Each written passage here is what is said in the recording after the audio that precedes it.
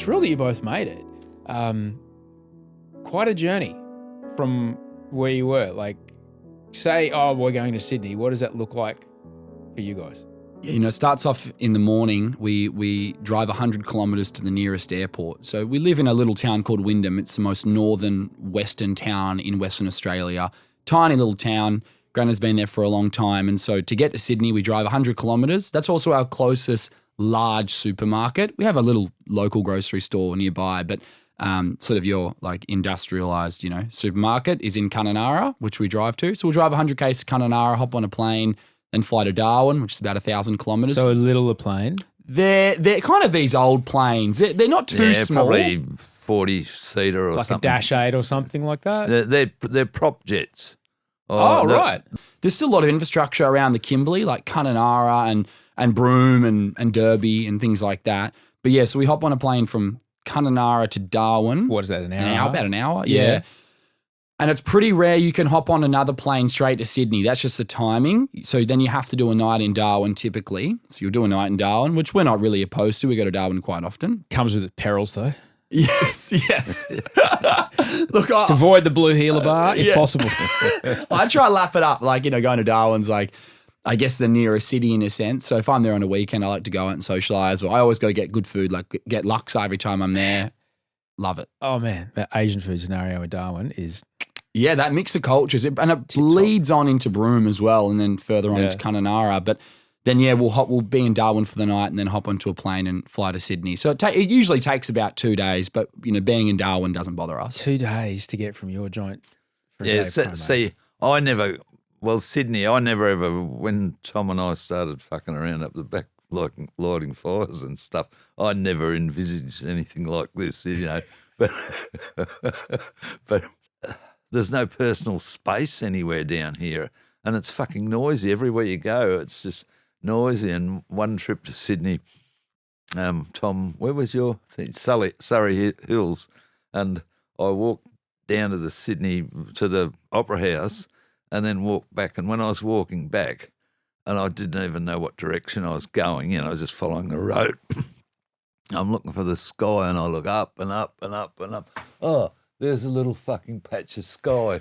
And I thought, I never ever knew why I stayed in Wyndham, but I started to realise, I thought, I'd like to be somewhere where I can see the sunrise and watch it all fucking day until it goes down again. I don't want to be in a little patch of sky with people and man-made structures all around me, you know. But people, when the tourists, when they come up, they'll come to a place like Wyndham and they'll say, how can you live here? There's nothing here, but there's sort of everything there, you know. You bring up a couple of very powerful things, which I'd love to get to. The idea of viewing a horizon it gives us an enormous psychological. It turns on our peripheral vision, and it gives us a feeling of calm. And what you're describing exactly, like when I'm doing my down regulating, my breathing things, I try to see the walls. All right, even though I'm looking straight ahead, I try to see the walls. Turn on my panoramic vision because that activates my down regulation. But you're walking around with that all day. Yeah. All day. You've got that sense of, because we have a sense of ownership in front of us. That's why people like views. They're like, oh, there's no other person between me and there, so therefore I extend to there. So we feel bigger when we're in those spaces. So this is what's normal for you. The first time I was in that kind of situation, I was out of Alice Springs. We were shooting a doco 2000. And if I turned my back to the road, I couldn't see a man-made structure to the horizon in any direction. I started whispering to my cameraman because I felt so small and I felt like just tiny. And it was a really profound experience. I'd love to have that all day. Every single day is, I mean, I lived in Sydney for 2 years. I had a fantastic 2 years. You know, I really grew my career in the media and also just allowed me to meet a lot of other incredible people in the industry in terms of just being other creative people and other people who are making moves and doing cool things, and I can really resonate with those new friendships who do that. But, you know, I'm 26 years old and I moved back to what feels like the edge of the world is this little town of Wyndham. But honestly, you wake up in the morning, you make yourself a coffee, walk outside, and you don't hear anything at all. You know, we barely get a car drive past the property. We live out of town. And it's just the bluest sky you'll ever see. We're surrounded by these incredible East Kimberley ranges. We live under a 1,000-foot range. And it's just like, actually coming into the studio today, there's construction going on. And Sydney's like, there's always construction going on. Every time you walk outside, there's construction going on. Kind of nice to but I like the mix of both worlds is also pretty good and fascinating for me. I like being out bush, but I also like coming to the city and making the most of that time here as well. I do love something you dropped there before, Steve, in that something that I distinctly remember getting in a huge amount of trouble for when I was caught doing it with my friend's mum, fucking around out the back lighting fires, has become this just colossal literal explosion for both of you. Yeah. and I think that's just beautiful. The joy of just like, oh, we're just playing here and we're just fooling around. Yeah. And people, I guess, really resonate with that not only the relationship between the two of you, but it's like, oh, we're just doing it to do it. Yeah. That's where it all started, really. Like, I had gotten into cooking as a youngster, maybe just after high school. I'd sort of started getting into cooking and I wanted to do this show. It all started from a really poor camping experience. I'd been out bush as like a 16 or 17-year-old and my friends had forgotten the fry pan. They brought a packet of sausages and baked beans and we couldn't cook anything. We've been on that. Everyone's been on that camping trip. Yes. Like you get all the logistics, the fuel, the tent, and like, oh, hang on, wait, what? We need heat and what? And something to cook these things on. And I was just thinking, if we had a few more ingredients, if we had 4 more ingredients, curry powder, coconut milk, potatoes and carrots, we could have had a sausage curry that would fill everyone's belly right here. And that then inspired me to maybe I could do a show of some sort or a bit of a funny, backyard Kimberley cooking series. And I was only 18 or 19 or something when I had this idea. And I was speaking to Grandad about this idea a lot. And we had kind of we didn't really write episodes. We just wrote some rough ideas down. Oh, maybe every time we'll light the fire differently. And so Grandad would, contribute to these fire lighting ideas and these different comedic elements and, make it humorous. And I was sort of trying to write this thing down as a 19-year-old. And then I just thought, a couple of years later, we're at the property and I said, why don't we just go at the back and make a cooking video, like a 1-minute cooking video on this little pocket cam I just bought. It was kind of like new at the time. And we made a video. There was no tone or style pre-planned. Like I just happened to have no shirt on, be wearing short shorts because it was the wet season, it's 40 degrees. We go out, we make a feed, we film it and put it online. And, 500,000 views later, we kind of realized, oh, that's pretty fun. It's just numbers on a screen, but we should keep doing this. And by as we kept doing it, that then refined that tone and style a lot more. And but it definitely kind of happened accidentally. It wasn't pre-planned. Well, I tell you what I get out of it. I'm pretty sure a lot of other people get out of it. I mean, look, let me preface this. I'm vegan. I'm celiac. I'm sober. I can't engage with fucking any cooking show ever. But I love watching cooking shows. I love watching somebody feed Phil, which is just amazing. And I love watching Great Australian Bake Off because I can't engage with I can't eat any of it. But I love the way that people connect over food. And when I watch you guys, I'm not watching for the food. And I'm sure I'm not alone here. I'm watching because I'm seeing 2 men in a family engaging with each other, and I get to participate in a kind of parasocial way, and I get to see a modeling of what a grandson and a grandfather's relationship can be, because I never really met my granddad. And that is what I love when I watch it, and it makes me feel so happy. Thank you, Osher. Yeah, we're pretty fortunate. I guess everyone just had kids really early, which helps a lot. Like, mum had me at 16, so that bridges a lot of the age gap between me and Grandad, which is great. But, I don't know, I was raised in Wyndham. Like, I was really raised at the family home with like Grandad and my mum and, extended family like my uncle and aunties and things like that as well. But sort of raised as this bush kid with Grandad and my cousins. We raced motocross growing up. We raced speedway growing up. We did family holidays every year. And so it just kind of made sense with Grandad that we do it together. Like, we'd been speaking about it. So it's like, and again, like, because, like Grandad's still young and, so am I. So, comparatively there's a bit of a gap, I guess, but, we might as well do this together. It's fun. And we just went and did a video. We just went and made this little vertical video and put it online. And then, things started going better and better. And it's been a slow burn, which has been nice. I don't want any of this instant overnight stuff. And, you know, it shouldn't be like that for us. And it hasn't been, which is good. We've just slowly putted away. And, you know, I'd never been to Europe. Grandad's never been to Europe. We should go to Europe. You know, why not? We did that a couple of years ago. And then sure enough, you know, we get invited to a red carpet event. Well, Grandad's never seen that. I have been to things like the Logies as a journalist and so on. So we should both go do that, you know. Even now, like being in Sydney and doing this Eastern States trips, it makes sense that Grandad's here as well to see like the book party and see, you know, what it's kind of like in Sydney and things like that. So yeah, it's pretty special that we can do that together from Wyndham to the Eastern States. And even if it is uncomfortable for you and you only get that tiny aperture of sky, when you see it again, it just increases your gratitude for seeing that space above you once again. Tell me about Steve. Like when there's other men that you know in your area, how do they feel about the relationship you have with your grandson? Are you uncommon? Have the younger men moved away for the most part? Oh, it's not something that never really crops up, I don't think. But it's all... Well, Outback men not talking about their feelings. No. No, I think it's probably a lot more family-oriented up there anyway. Yeah. And so it's not, you know, most of the Indigenous will be, you know, 3 or 4 generations of the family living in the same house and or close to each other and they go out bush. I mean, the sort of thing Tom and I are doing, it's not like a unique thing. It's just everyone's doing it, you know, and we've just, you know, we've got a barbecue plate and we're doing more sophisticated cooking. So you've got to try and control this, you know, you've got to keep the fire going all the time, but you've also got to control the temperature.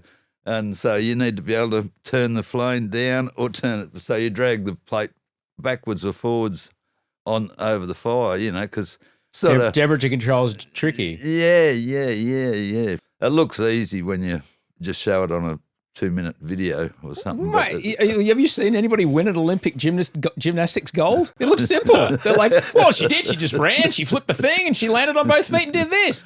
Piece of cake. And then when I try it, that or ballroom dancing, I can guarantee you. You're a good dancer, though. I appreciate that, but apparently not good enough.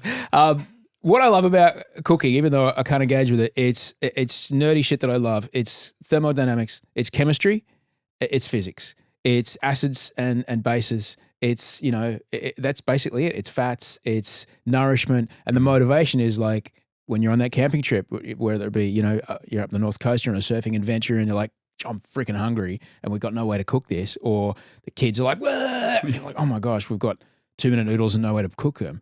Like, you are really motivated to solve a problem when you're out, because, I mean, you guys take care of yourselves, but if you're out bush, you got to keep eating. Otherwise, you're not going to have the strength to get back out, back home again. And I think that's also the part I really love about watching you guys is you're solving problems and you have to be innovative about it. I mean, you worked in, you know, the shipping industry for a long time, and, you know, sometimes you just got to figure stuff out. You got to hack it together. There's no way that you know, it's going to take a week and a half for some part from something to come from somewhere, but you need this done now. Yeah. So how can you do it safely? And that's the thing I really like about this idea of when you're so isolated, you just have to figure it out. You can't. You can have a real, oh my gosh, this is busted, this is broken, this sucks. But if you stay in that, well, then you might die.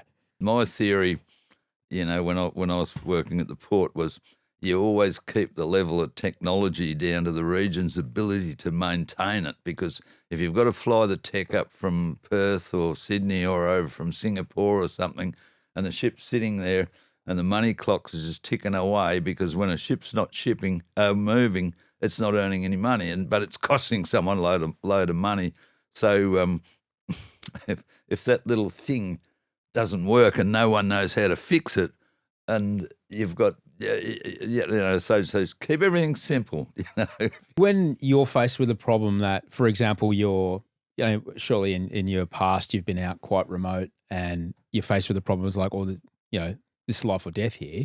Like, I don't want to think about it. We're having a great time, but now this thing's busted and we can't walk out of here. Yeah. What have you noticed that people tend to do? Or what do you tend to do when things are like that? How do you manage that situation? I just carry a gun, some knives and a toolbox, and I was always just naturally good at mechanical things.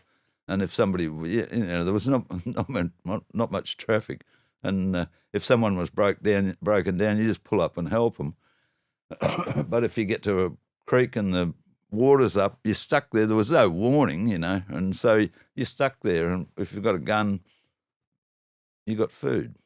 Because if it's flooded, forget it really, really matters when you're up there, because no one's actually going to even notice you're gone or find you. No one even knows you're there, So just you got to kind of work it out so that wherever you are, you're sort of home. Yeah. Tell me about that.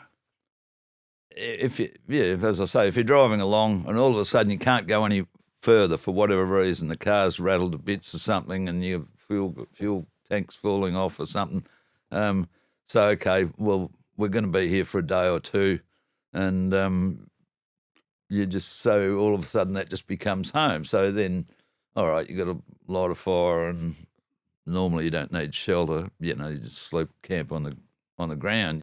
I'm fascinated. One of my favorite books is Deep Survival by Lawrence Gonzalez. I try to read it once a year. He writes, it's extraordinary, and analyzes a bunch of basically disasters, alpine disasters, hiking disasters, things where people died, really expert people. Tries to figure out what happened to their brain when they were in that situation. People otherwise knew what to do. And we saw it not long ago when that young woman, the German lady, was way out in the middle of nowhere in Western Australia. She got bogged and just got out of her car and just started walking. And we're in those moments, so I know I don't know if you've been in those kind of moments, Tom, but if you've had experience with like that, if we do find ourselves like that in that kind of isolation, have you experienced something like that, or what have you done to kind of center yourself and make sure you make the right choice in those moments? Well, look, the blessing of the Kimberley is the community, right? I've never been in anything too extreme, personally speaking. Spent a lot of time at bush, just generally growing up. Your level of what extreme would be if you grew up racing motocross and, speedway, danger is a different level for you. You have a tolerance for it. I mean, look, I remember one time when I was, in my late teens, we'd gone out to a place called the Keep River, which is sort of across the Northern Territory border. We got terribly bogged. There were 4 or 5 of us blokes there. We had plenty of water. We had plenty of food. Like, we're much right, But one thing we did know, we'd told one of their families that we're going to be on the Keep. If we don't come by 6 or 7, come get us, sort of thing, by the night time. And, sure enough, 12 hours later, we were rescued, which was great. Just came out, someone dragged the car out of the bog, thank goodness. But I mean, look, there's something about the Kimberley. Like, we have a lot of fresh water around there, which is fantastic. We have so much fresh water during the wet season, especially. It's almost like you see a lot of the community come together. I have found in my years there that when disaster of some sort happens, like, the community comes together. There's been a lot of people in the Kimberley who have gotten lost for longer periods of time, who have gotten stuck out bush. Typically it's like the car bogs, one of the most common ones. But I don't know. One thing I appreciate about it is the community bands together. You kind of know you have this community that will put in a lot of effort to either come find you or help you or rescue you or things like that. And there's something really nice about that I think you find in regional towns a lot. You see it a lot in the news, just when disaster does strike, how these small regional towns come together. And the thing you were describing earlier, Steve, about the city, in that when you were walking back up from the Opera House trying to get back to Surrey Hills, I don't want to put words in your mouth, but I know I feel this sometimes when I'm out there. Even though I'm surrounded by people, I can feel quite lonely because people don't look at each other. Or I noticed it when I first came from Brisbane. I mean, Brisbane's no Kununurra, but when I left Brisbane, it's a big cow town. All right, 100%. And people would look at each other and smile back. Yeah. And that's how I grew up. And I came here, and people didn't look at you. And it was very weird. I'd say thank you. That people say, "Why? What do you want?" And it was weird. And I found that my heart has hardened, and I have since become one of them. Yeah. But I found that very, very odd. And the community you're describing in many ways, I feel that is how we as humans evolved, and we feel nourished and we feel safe and we feel okay and comfortable in those situations. Even though we're here, we've got fresh water, we've got storage, we've got hospitals, we've got a helicopter that'll come to you and take you to a hospital if you need one.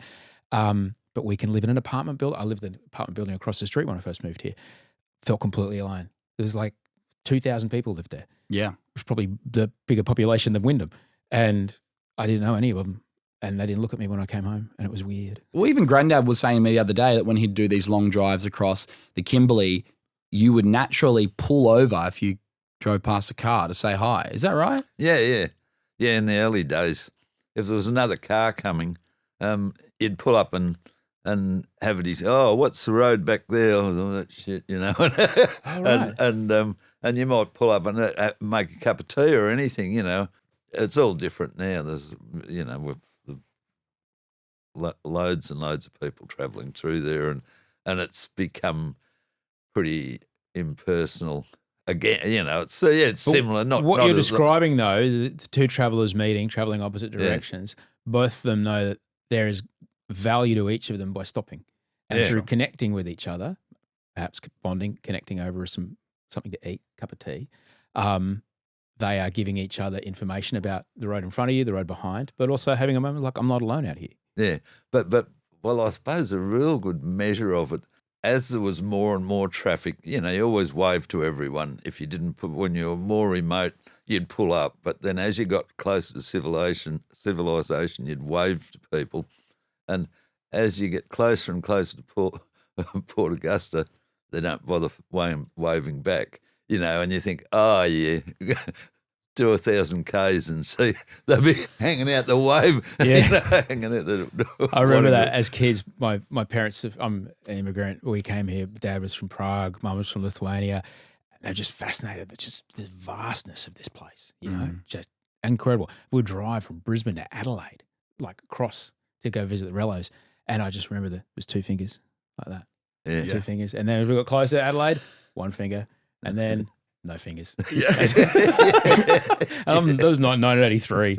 Like I remember. Yeah. I remember that. I love the idea of like wherever you go, you just kind of make sure that's home. Like have a little bit of home with you. Certainly, if you're going to be independent and remote.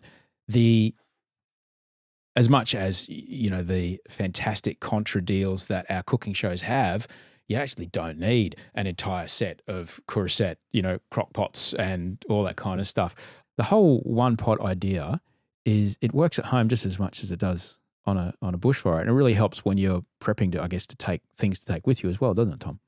Oh, 100%. I mean, one of the first early ideas that we had was actually inspired off a story that Grandad told, which we've actually just never done it. Actually, it's just called the Drunken stew essentially, and it's based off Grandad telling me that back in the earlier days after work, one of the crew would just have a fire going at his house with a pot, and when you came over, you had to bring something. Is that right, Grandad? To bring? Yeah, Bones. Yeah, the blokes had come around to have a few beers after work or whatever, and somebody might bring some potatoes or a tin of tomatoes or some chubby chicken or something, and you just chuck something in this huge big camp oven, you know. And then when someone was hungry, you just go and get something out. But if the partially cooked chicken was in the way, well, you wouldn't put that in your plate, you know. But that'd go for hours and hours, that camp oven, you know. Say you're telling a bunch of 16, 17-year-olds, you know, men and women, say they're going to a festival. What do you need to take with you? Oh, look, even since we've started cooking those few years ago and putting it out on social media, it was all based around one pot. Almost every meal we did was based around one pot, because you can take minimal ingredients. You can take one cast iron pot. That's it in terms of like cooking equipment. Obviously some bowls and spoons would be good, maybe some tongs and a good knife, etc.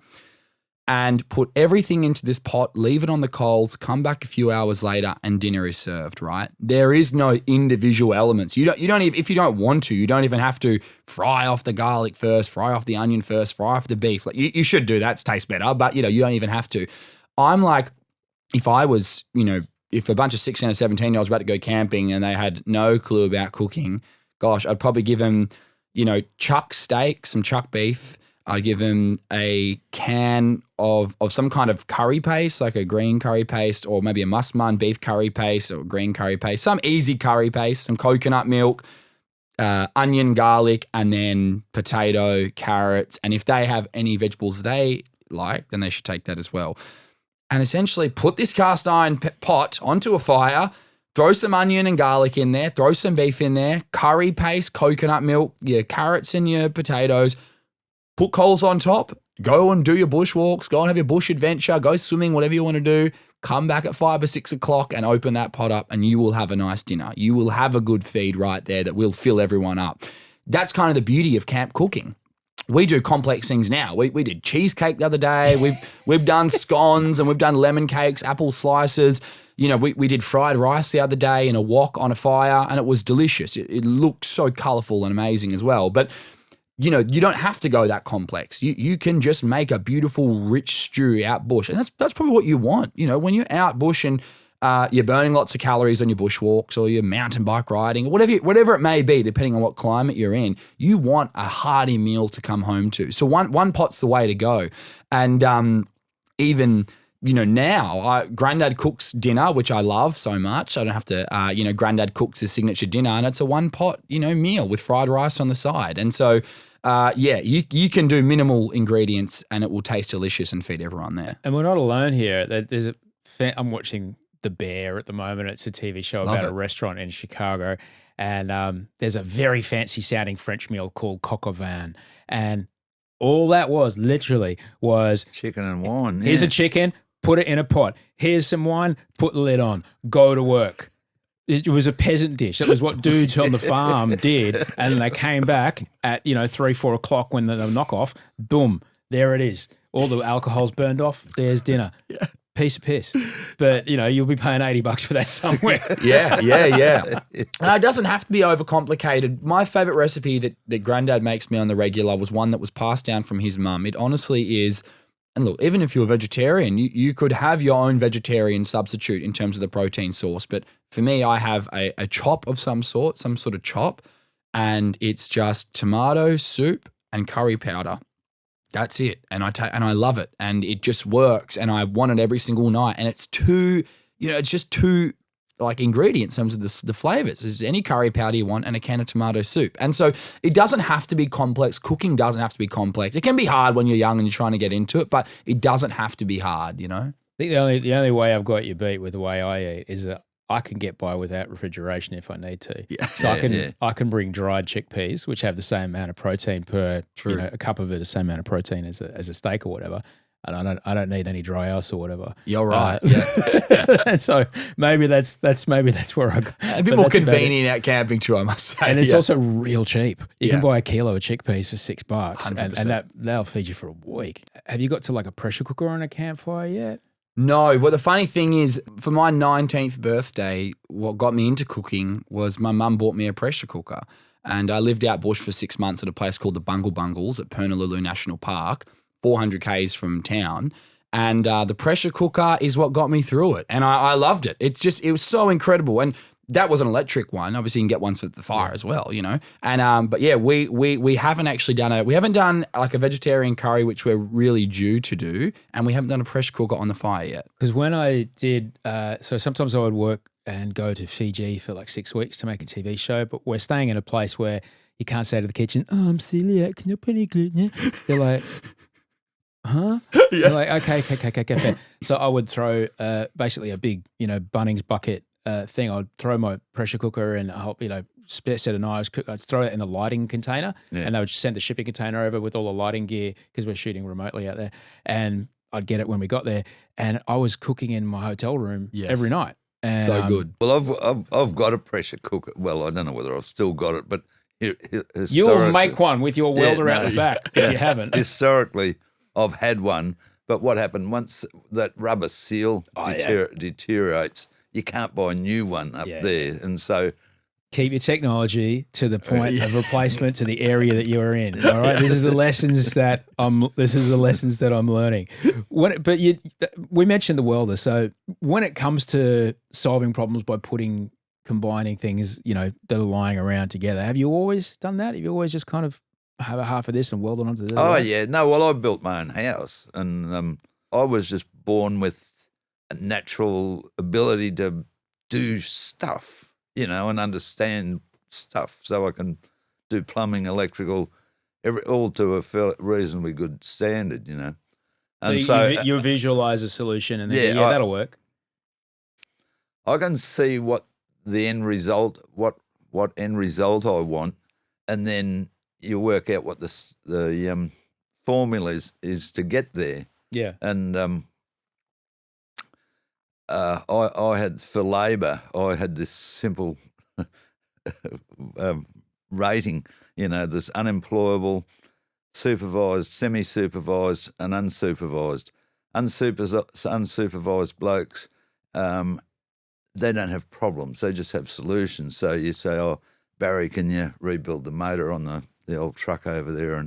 And if he needed to know anything, he'd say, oh, well, what do you want me to do the gearbox as well? Or, and don't interfere with him. Don't tell him how to do it or anything. And you just tick that box. That's done. And then the semi-supervised, you could tell them the same thing and they're going to screw the job up. So you've got to keep your eye on them a bit.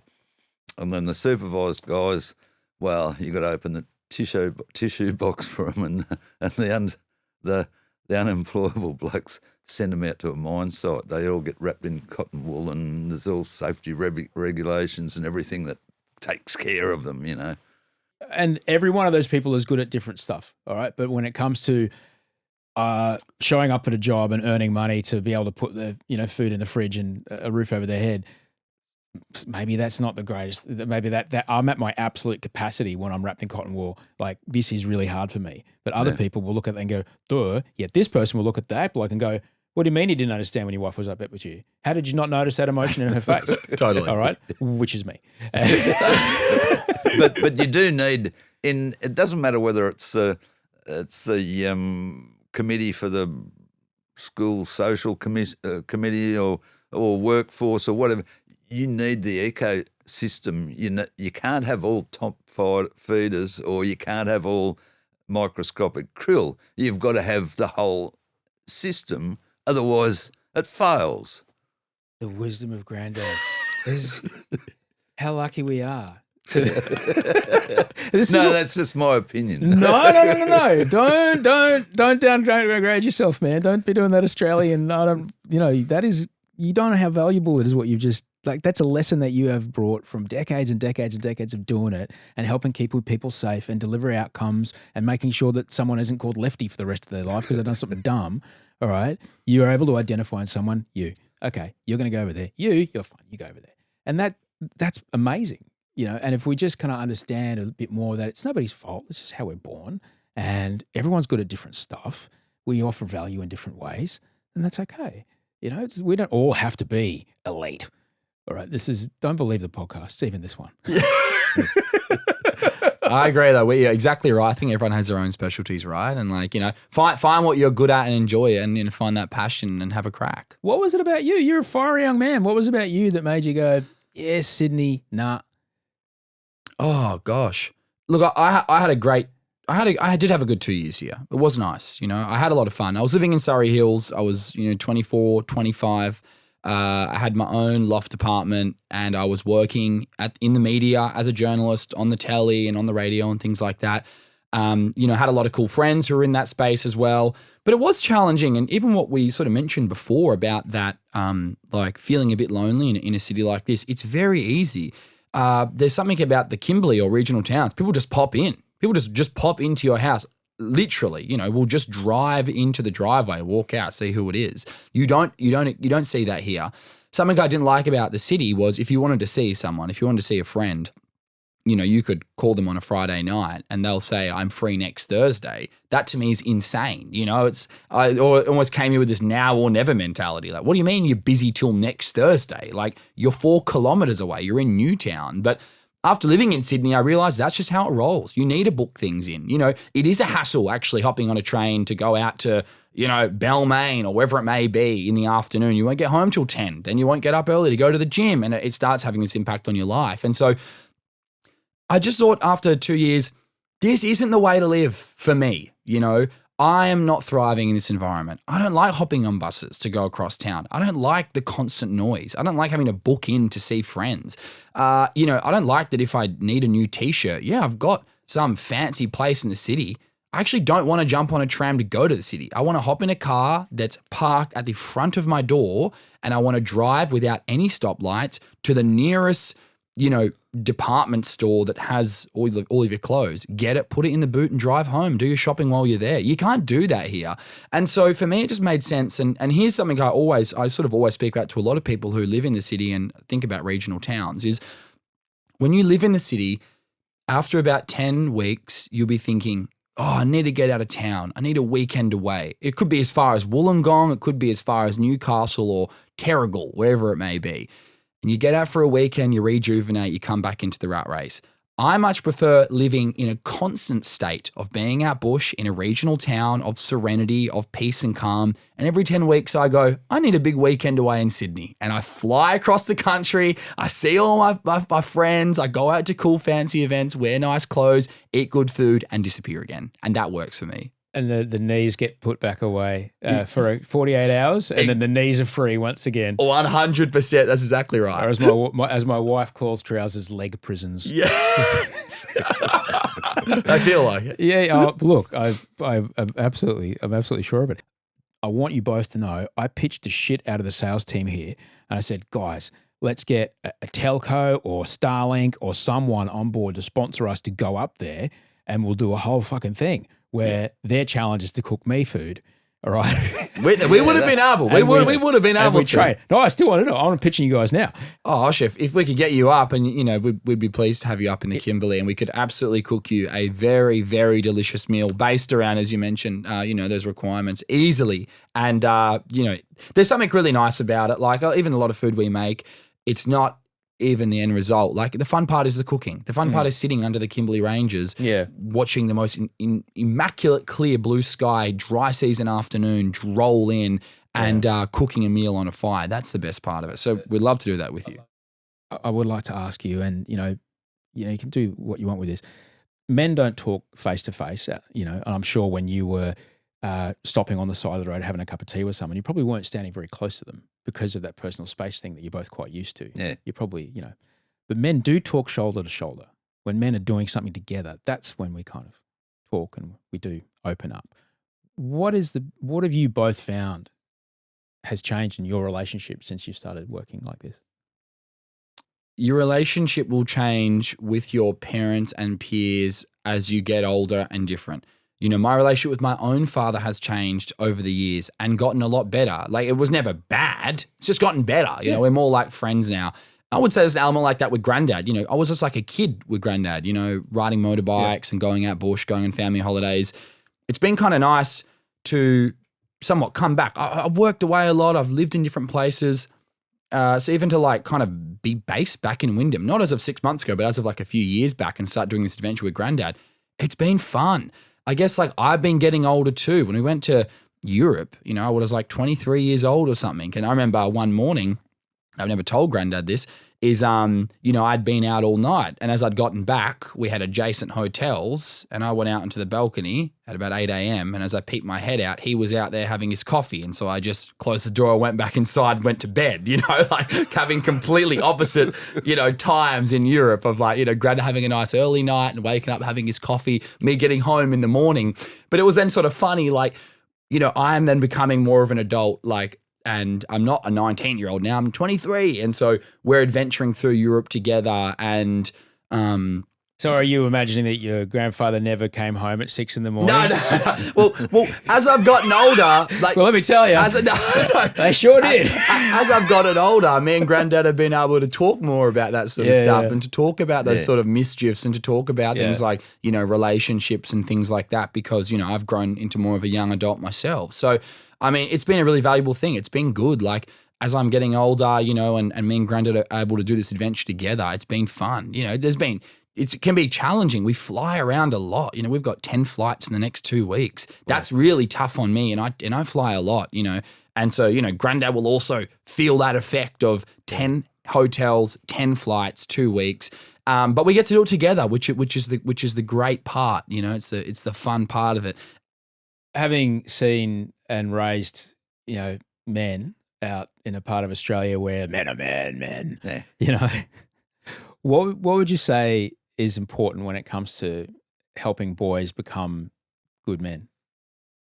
Oh, I don't know that I should be giving anyone advice. Well, I can tell you this, you should, because he's a good man and you've been a part of his upbringing. I think we were just sort of having fun most of the time, weren't we? I don't know. What would you say? What would you say when you were in a management position, right? And guys have been idiots, and you're trying to, I don't know, talk to them about treating each other okay, and You just sort of explain to the blokes the focus of their life while at work is getting the job done, and if they have personal issues to deal with them in their own time. Sort of. You don't want blokes fighting and arguing at work. The focus has to be, we've got to get those cattle on that boat before 0900. Otherwise, we lose the tide, and we've got to start loading. And there's cattle up in the cattle yards, and the money cock tick tick tick tick for the customer, and he'll really like us if we manage to get this job done. Yeah, right.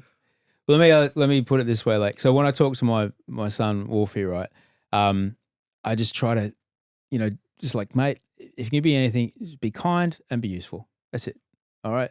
Yeah. Whenever we're doing anything, I just try to bring it back to this. Okay. Yeah. Look, is that kind? It's not really that kind what that person did to you, or we just try to be kind, and we try to be useful, try to be helpful, because both those things are good for them and it's good for us.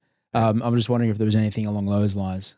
A lot of times, actions are more important than words anyway.